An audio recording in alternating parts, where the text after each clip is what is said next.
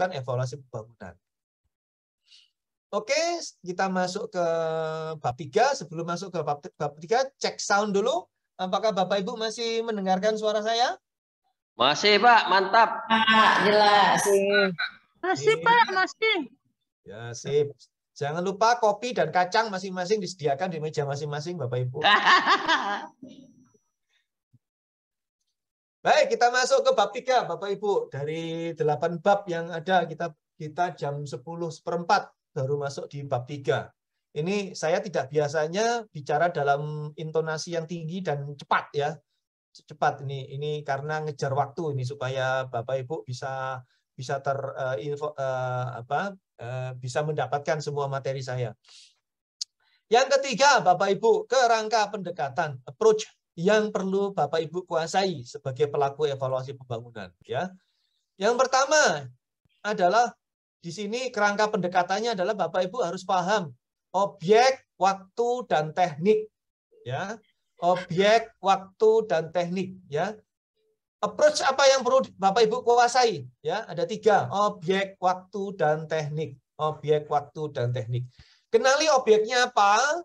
Ya, kenali waktunya ya. Kemudian baru tekniknya ya. Nah, objek itu meliputi kebijakan atau dokumen pembangunan tadi itu ya. Objek itu meliputi ini kebijakan atau dokumen pembangunan tadi itu dimulai dari RPJPD, kemudian RPJMD, Renstra OPD, RKPD, Renja OPD, RKA OPD, Direksi Presiden, Direksi Kepala Daerah, proyek prioritas daerah atau proyek prioritas nasional, lalu mungkin ada khusus misalkan SDGs ya atau rencana aksi pembangunan rumah sakit nasional di Kota Cilegon atau dukungan pelaksanaan kebijakan strategis Krakatau Steel di Kota Cilegon misalkan gitu ya. Itu khusus. Nah, ini objeknya. Yang kedua, waktu. Bapak Ibu, tadi sudah saya sampaikan koridor waktu ada 4, yaitu koridor berapaan sekarang? Aku Ada yang 19, 70. Ya, yang pertama adalah koridor waktu ex ante, kedua koridor waktu ongoing, koridor post factum dan koridor ex post. Ya, koridor ex ante itu ini barulah kita akan pahami kelembagaannya apakah diperlukan apakah perlu tim khusus untuk hal ini ya. Lalu fungsinya yang dijalankan apa? Fungsi yang dijalankan apa? Barulah teknik dari pelaksanaan evaluasi tadi itu kita terapkan tekniknya apa ya. Yuk kita telaah satu persatu dari mapping ini ya, dari pemetaan ini. Yang pertama, kalau kita mau melakukan evaluasi ex ante, berarti mengevaluasi konsep RPJPD sebelum RPJPD itu diputuskan, ya. Berarti saat ini nih, sekarang kita harus melakukan kajian teknokratik. Kajian teknokratik RPJPD, kajian teknokratik dari masing-masing sektor yang akan masuk dalam RPJPD, ya. Nah, fungsi apa yang berjalan adalah fungsi evaluasi dan fungsi pengendalian. Berarti kalau kita perlukan 2 fungsi ini, berarti kelembagaannya perlu. Berarti saat ini sudah harus ada tim evaluasi ex ante. Harus ada tim evaluasi ex ante, harus ada tim untuk pengendalian pelaksanaan penyusunan kajian teknokratik tersebut. Ya, harus ada 2 tim ini. Nah, tekniknya apa? Tekniknya bagi tim yang menggawangi evaluasi ex ante atas penyusunan RPJPD, maka tekniknya menggunakan PRA. PRA itu apa? Policy Research and Assessment. PRA, Policy Research and Assessment. Atau Bapak Ibu bisa pakai metode ilmiah atau scientific methods gitu ya, kajian ilmiah. Tentu dengan menggunakan kajian ilmiah ini Bapak Ibu mencari faktor-faktor penting apa yang diperlukan dalam rangka Bapak Ibu mencapai 2040. Mencapai dampak yang diinginkan pada tahun 2040 di Kota Cilegon. Nah, itu ya. Ini Bapak Ibu harus melakukan kajian ex ante, kajian teknokratik menggunakan Policy Research and Assessment ya, PRA.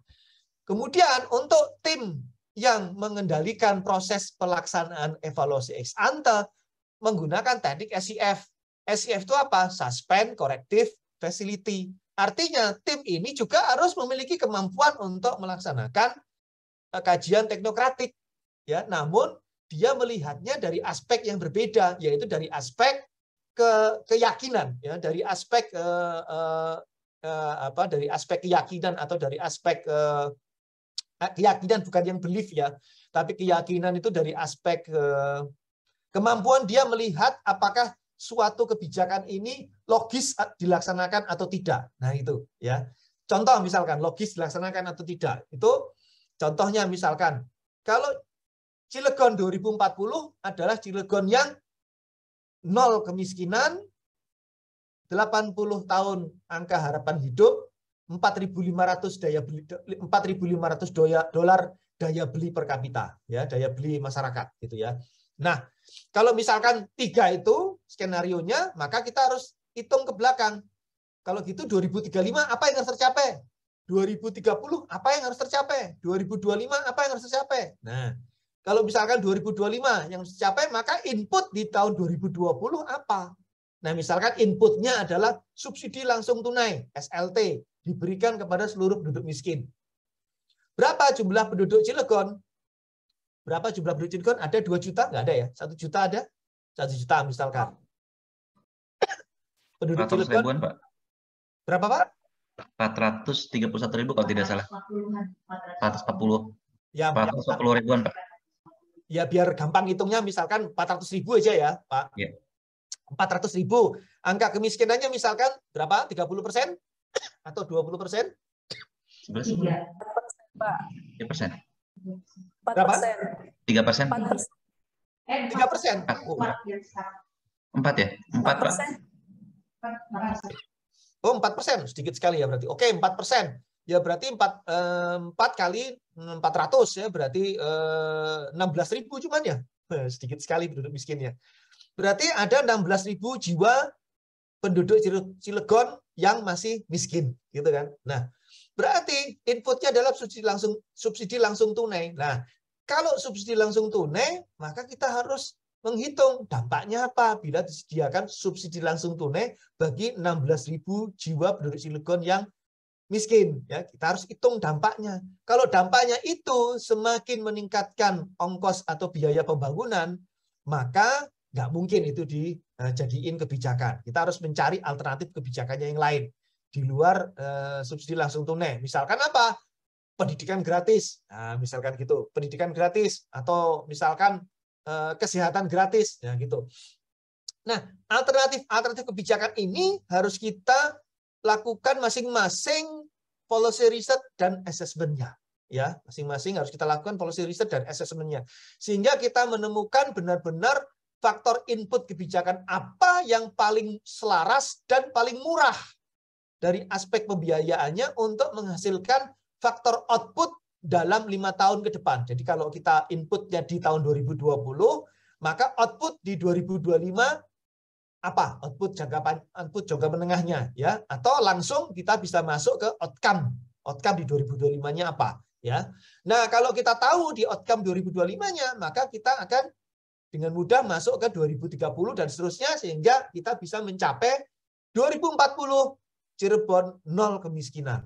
2040 Cilegon 4.500 dolar per kapita.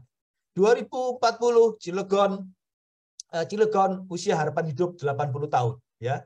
Nah, kalau usia harapan hidup 80 tahun, maka 2035 apa ya kira-kira? 2035 berarti 100% penduduk Cilegon sehat, tidak ada yang sakit. 2030 100% penduduk Cilegon mendapatkan perawatan kesehatan kelas 1 di rumah sakit berstandar internasional.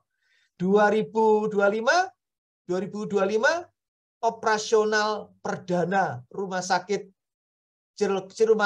berstandar internasional di kota Cilegon. 2020 pembangunan awal rumah sakit berstandar internasional di kota Cilegon. Nah, gitu kan? Berarti bertahap. Jadi kita ngitungnya dari 2040 ke belakang sampai ke 2020, dihitung ke belakang. Nah, itu skenario planning, ya. Itu skenario planning yang Bapak Ibu bisa terapkan keselarasan hubungan antar variabelnya dengan menggunakan policy research and assessment, ya. Nah, Yang kedua, RPJMD. Yang kedua adalah RPJMD. RPJMD pada saat evaluasi ex ante, ya, pada saat koridor ex ante, fungsinya apa yang perlu diterapkan? Fungsinya adalah fungsi evaluasi. Berarti kelembagaannya diperlukan. Iya, tim evaluasinya dibentuk. Kemudian fungsi apa lagi? Fungsi pengendalian. Perlu? Iya, berarti perlu dibentuk kelembagaan tim pengendaliannya. Nah, sama dengan RPJPD, maka untuk penyusunan RPJMD juga diperlukan PRA untuk teknik evaluasi ex ante-nya, Policy Research and Assessment, ya. Nah, nanti kapan-kapan kalau kita ada waktu lagi, ya, tadi sudah disampaikan oleh Bu Dewi atau Bu Kaban tadi, ya, Bu Kepala Badan, tadi kita ketemu nanti offline tetap muka. Nah, kita akan bisa melakukan langsung praktek Policy Research and Assessment, ya, kita praktek seharian. Iya, betul, Pak. Iya ya, kalau ya kita langsung praktek setiap OPD diwakili oleh 2 orang gitu datang masing-masing melakukan policy research and assessment untuk masing-masing sektornya, ya. Nah, ini sama ya Bapak Ibu, untuk RPJMD juga melakukan evaluasi dengan teknik PRE ini. Kemudian pengendaliannya, ya, untuk pengendalian kontrol terhadap hasil kebijakan yang dihasilkan diverifikasi dengan menggunakan teknik SCF, Suspend, Corrective, and Facility, ya. Dengan cara melihat logikanya, logis nggak ini kebijakan ini tercapai dengan input ini, gitu ya. Input X1, X2, X3, outputnya Y. Apakah output Y ini benar dapat diperoleh dengan menggunakan input X1, X2, X3? Apakah kebijakan input X1, X2, X3 ini benar dapat mencapai kebijakan targetnya Y, gitu ya. Nah, itu dilakukan kajian Policy Research and Assessment, ya. Kemudian kalau RPJMD-nya sudah siap, berarti juga dengan mudah kita menyusun Renstra-nya, Renstra OPD-nya yang merupakan turunan langsung dari RPJMD dengan melihat aspek tugas dan fungsi dari masing-masing OPD dalam rangka berkontribusi dalam pencapaian target RPJMD, ya. Tekniknya sama, menggunakan teknik PRA juga, ya, Policy Research Assessment. Oke, kita masuk yang kedua. Nah, untuk koridor waktu ex ante, Bapak Ibu, di RKPD juga ada, di koridor waktu ex ante juga ada fungsi evaluasi. Ini, fungsi evaluasi sama menggunakan tekniknya RPRE, kemudian juga ada pengendalian, maka perlu dibentuk tim pengendalian tersendiri dalam rangka melakukan kontrol terhadap kebijakan yang sedang disusun dengan menggunakan policy research assessment tadi itu, ya. Kemudian teknik yang digunakan oleh tim pengendali ini adalah SCF, Suspend, Corrective, and Facility, dengan menggunakan kerangka kerja logika tadi itu. Kemudian pada saat sudah ada Renja OPD, maka disusunlah RKA OPD. Nah, Renja OPD dan RKA OPD ini bekerja secara bersama-sama, dia dilakukan evaluasi ex ante juga dengan menggunakan teknik CEA atau Cost Effectiveness Analysis, yaitu untuk menekankan bahwa setiap unit cost biaya input yang diperlukan, maka seberapa besar output yang dihasilkan. Semakin kecil input yang dihasilkan dan semakin besar output yang dicapai, maka semakin cost effectiveness. Nah, gitu ya, itu. Sehingga disinilah pendekatan perencanaan tadi itu, ya, yang 10 tadi itu, efisiensi faktor produksi diterapkan di sini. Kemudian untuk berikutnya adalah direksi presiden, kemudian proyek prioritas, ya, proyek prioritas nasional atau daerah, bahkan sampai proyek yang khusus gitu ya, seperti SDGs. Ini proyek direksi presiden atau kepala daerah atau proyek prioritas nasional atau proyek prioritas daerah. Dua-duanya ini kita lakukan evaluasi ex ante dengan menggunakan teknik CBA atau Cost Benefit Analysis. Berbeda dengan Cost Effectiveness Analysis, kalau Cost Benefit Analysis semakin pendek waktu yang diperlukan dengan semakin kecil biaya yang diperlukan, maka semakin besar benefit yang diperoleh. Ya, semakin pendek waktu, semakin kecil biaya yang diperlukan, maka semakin besar benefitnya, gitu ya. Itu berbeda dengan cost effectiveness analysis. Itu CBA kalau cost benefit analysis. Sehingga di sini kita melihat bahwa setiap output prioritas yang menjadi direksi presiden atau setiap output prioritas yang menjadi kerangka pelaksanaan proyek prioritas menjadi penting. Nah, disinilah peran data tadi itu sangat penting, menjadi sangat penting sekali kalau kita masuk ke zona ex ante pada saat kita melakukan CBA atas proyek prioritas daerah. Ya. Nah, ini sudah berapa banyak teknik Bapak Ibu, ada PRA, ada CEA, ada CBA, ya, ada SCF gitu ya. Tentu ini Bapak Ibu harus kalau saya mengatakan harus menguasai semua, wah ini berarti langsung Bapak Ibu deg-degan nih. Harus menguasai semua, ini deg-degan ya. Berarti ya Pak Randy di fotokopi aja ya, di cloning gitu untuk seluruh kota Cilegon gitu ya. Gitu kan, ini pertanyaan mendasar buat teman-teman perencana, apakah saya harus menguasai semua, Pak? Jawabannya iya ya. Saya harus jujur, saya membuat deg-degan para Bapak Ibu. Iya jawabannya ya. Oleh sebab itu memang suatu training khusus atas teknik-teknik ini menjadi penting gitu ya. Nah, kemudian itu baru ex ante ya Bapak Ibu. Kemudian untuk yang zona ongoing. Untuk yang zona ongoing, RPJPD kita menggunakan fungsi pemantauan dan fungsi pengendalian. Berarti tim pemantauan ada, tim pengendalian juga diperlukan. Ada. Ya ini ada berarti ya. Tekniknya untuk pemantauan adalah gap analysis ya. Gap analysis. Jadi gap analysis yang selama ini Bapak Ibu kuasai misalkan itu hanya cocok untuk fungsi pemantauan ongoing ya, tidak cocok untuk fungsi evaluasi ex ante, apalagi evaluasi post factum atau evaluasi ex post nanti itu ya. Jadi hanya cocok untuk pemantauan ya. Di sini jelas terlihat bahwa untuk RPJMD, untuk Renstra OPD pada fungsi pemantauan 19, 20, 23 ini semua menggunakan teknik gap analysis. Nah, buat Bapak Ibu yang belum tahu teknik gap analysis ini nanti di belakang kalau waktunya cukup saya akan sampaikan bagaimana cara melaksanakan gap analysis tersebut ya. Nah, berikutnya untuk zona waktu ongoing, ini masih di ongoing untuk objek RKPD, Renja OPD dan RKA OPD ongoing ya. Untuk fungsi apa yang berlaku? Fungsi pemantauan 25, 27, 29. Semua tiga-tiganya menggunakan teknik gap analysis ya. Bahkan untuk direksi presiden dan direksi kepala daerah dan proyek prioritas juga menggunakan gap analysis. Karena fungsi yang bekerja adalah fungsi pemantauan ya, maka cukup analisisnya menggunakan gap analysis ya, GA ini. Kemudian berikutnya di zona waktu post factum dan ex post ya. Untuk zona waktu post factum objek RPJPD fungsi yang berlaku adalah fungsi evaluasi dan fungsi pengendalian. Maka tim yang perlu dibentuk adalah tim evaluasi dan tim pengendalian.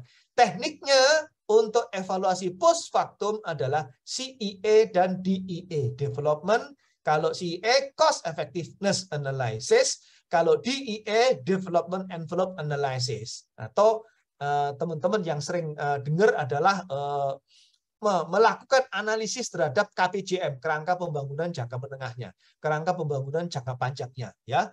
Nah, di sini tekniknya adalah teknik CEA dan DEA. Ya.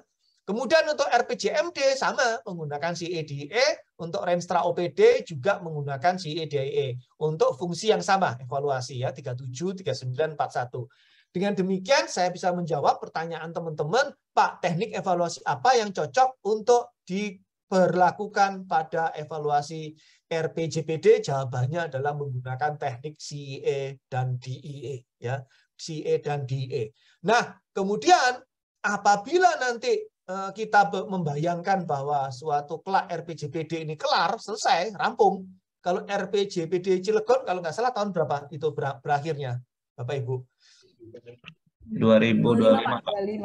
Nah, 2025. Berarti nanti setelah 2025 selesai, maka Bapak Ibu melakukan evaluasi RJPD ex post. Kalau sudah kelar 2025, berarti di 2026 Bapak Ibu melakukan fungsi evaluasi atas RJPD dengan menggunakan teknik IA, impact analysis atau analisis dampak, ya, gitu. Pak, apakah dengan demikian saat ini kami tidak dapat melaksanakan evaluasi dampak? Bisa, ya. Kalau saya jawab, Bapak Ibu bisa, gitu ya. Untuk post factum, di zona post factum evaluasinya menggunakan teknik CIE plus DIE plus impact analysis bisa. Yaitu untuk apa? Untuk yang 15 tahun ke belakang. Kan 2025. Berarti kan 2020, 2015, 2015, 2010, 2010, 2005, Bapak Ibu bisa melakukan impact analysis 5 tahunan atas pelaksanaan RPJPD, ya toh. Tinggal kan yang belum 2020, 2025 ini yang sedang berjalan, ya. Nah, dengan demikian untuk yang RPJMD Bapak Ibu juga menggunakan evaluasi dengan teknik CIE DIE, ya. Dengan demikian juga Bapak Ibu di expose untuk RPJMD menggunakan impact analysis. Pertanyaannya, apakah yang RPJMD yang sedang berjalan itu bisa Pak menggunakan impact analysis? Bisa. Yang dipakai ya berarti sisa yang sudah tahun yang sudah berjalan. Misal RPJMD Cilegon itu misalkan 2015 2020 2018 2023. Ya berarti yang sudah tahun selesai aja, yaitu 2018, 19, 20, 21 ini bisa dilakukan impact analysis. Yang di 2022 karena belum habis, itu tidak bisa menggunakan impact analysis. Jadi yang 4 tahun sudah kelar ini pakai impact analysis. Gitu ya, Bapak Ibu. Kemudian, ini sudah saya jelaskan masing-masing tekniknya. Kemudian, untuk yang post factum dan reguler, untuk yang post factum dan expose RKPD, Renja OPD dan RKA OPD, ya. Post factum fungsinya yang dilaksanakan adalah evaluasi 43, 45, 47, tekniknya sama menggunakan CIE dan DIE, CIE dan DIE, ya. Terus kemudian untuk zona expose pada objek RKPD, Renja OPD dan RKA OPD menggunakan impact analysis, ya. Namun untuk fungsi pengendalian tidak dilaksanakan karena gabung dengan fungsi pengendalian pada zona post factum di sini, ya. Gabung di sini. Kemudian untuk yang direksi kepala daerah dan proyek prioritas menggunakan CIE, DIE, CIE, DIE juga. Kemudian untuk expose untuk yang objeknya direksi kepala daerah dan proyek prioritas menggunakan impact analysis, ya. Jadi andaikan di dalam RPJPD Bapak Ibu ada 1, 2, 3 proyek yang sifatnya prioritas yang perlu kenali proyeknya tersebut, ya, yang perlu dicermati, yang Bapak Ibu ingin apakah proyek tersebut berhasil atau tidak di dalam RPJPD itu, maka proyek tersebut bisa Bapak Ibu ambil tersendiri, keluarkan khusus dan diberlakukan evaluasi impact, evaluasi dampak, ya. Jadi Bapak Ibu bisa melakukan 2 evaluasi sekaligus, yaitu evaluasi RPJPD dan evaluasi secara khusus proyek yang tercantum di dalam RPJPD tadi itu diambil, kemudian dilakukan impact analysis-nya, ya. Nah, sampai sejauh ini Bapak Ibu apakah masih tune in? Cek sound? Masih Pak, hadir. Baik. Ya. Masih Pak.